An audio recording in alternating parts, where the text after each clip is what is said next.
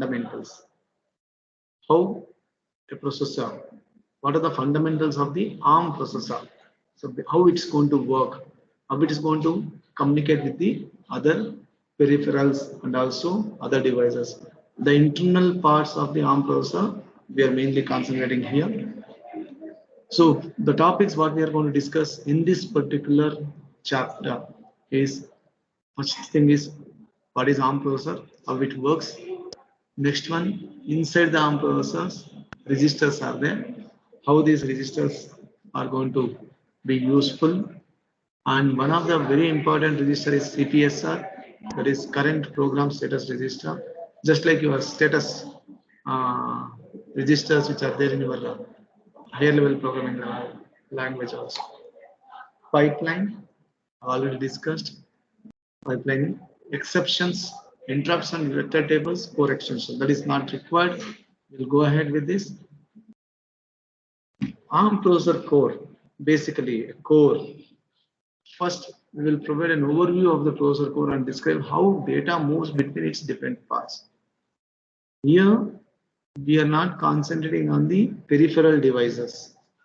Our main concentration is only on the core, that is ARM processor only. If the processor is there, how the data is going to be moved in between the different parts of the processor. That is what we are going to discuss.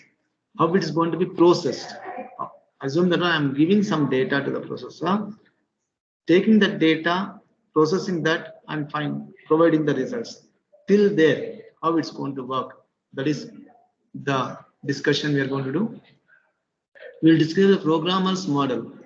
How exactly a programmer model will work from the software developer's view. Assume that a software is developing, how the program will execute inside the processor, that we are going to discuss, which will show us you the functions of the processor code and how different parts interact, how the core is going to function and how different parts of the core is going to interact with the core.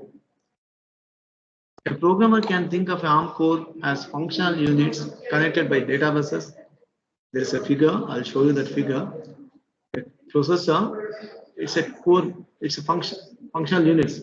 Core as a function unit, different units will be there. They're all connected with the data buses. In the diagram, in the figure, arrows represents the flow of the data. Arrow mark will be there. That will show you in that direction the data will flow.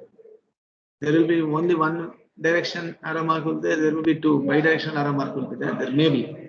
So if it's a one direction arrow mark means the data flow only in that particular direction. Bidirectional arrow means both the directions. It can read the data, it can write the data. Both are possible. The lines represent the buses. What are the lines we are going to have in the diagram? They are representing the buses. The boxes represent either an operation unit or a storage area. As we have discussed in the previous diagram, there are boxes for there where different components we used to come. Here in the ARM core, the boxes what we are going to have, either they will be representing as an operating unit, some operation is going to, or they will be representing as a storage area. The figure shows not only the flow of the data but also the abstract components that make up an ARM core.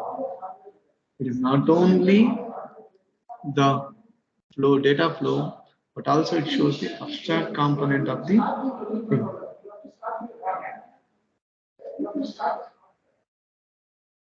See, this is the diagram. This is what the diagram of an ARM core and also a data flow diagram. If you can carefully watch this or thoroughly if you see this one, all the arrows are in one direction only. There is no bidirectional arrows here. Just 1 second. Oh, okay, no issues. ఏమైతే అప్పుడు అనిపించారు అందుకే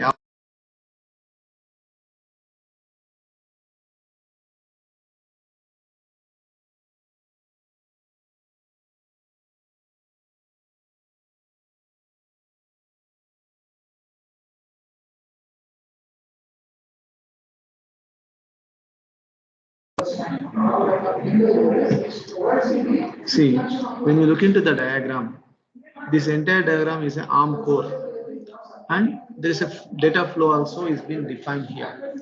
There are so many blocks are there here. The rectangular boxes are core boxes. These are all the internal parts of the entire ARM core. Or okay, as we know, processor will be behind the some memory. Memory will be there. I/O device will be there. Everything here. From the memory, see here, from the external memory, I'm talking about the top part. From the external memory, we will be getting the data or we'll be getting the instructions. We may be getting the data or we will be getting the instruction. The data enters the processor code through the data bus. There is a bus. This bus will get you the data.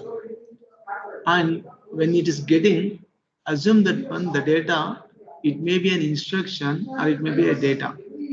Instruction may enter into the processor or some data like 10, 20, 30 or A, B, C.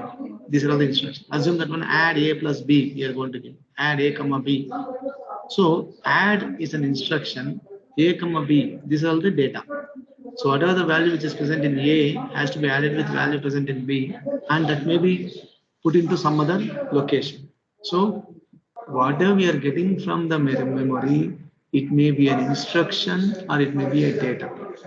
If it is an instruction, it has to be decoded. It should be decoded. See, generally, I'm a user, I'm writing the code like A plus B.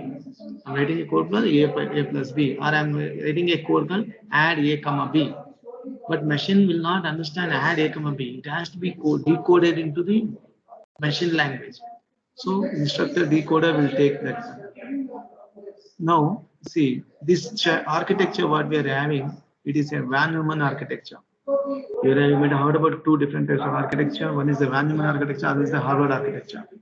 The difference is Van Neumann architecture, both data and instructions, they both will share the same bus. The data items and also the instruction will share the same bus. But in Harvard architecture, there are two different memories will be there, two different buses will be there. One will be used for data exclusively, other will be used for the instructions exclusively.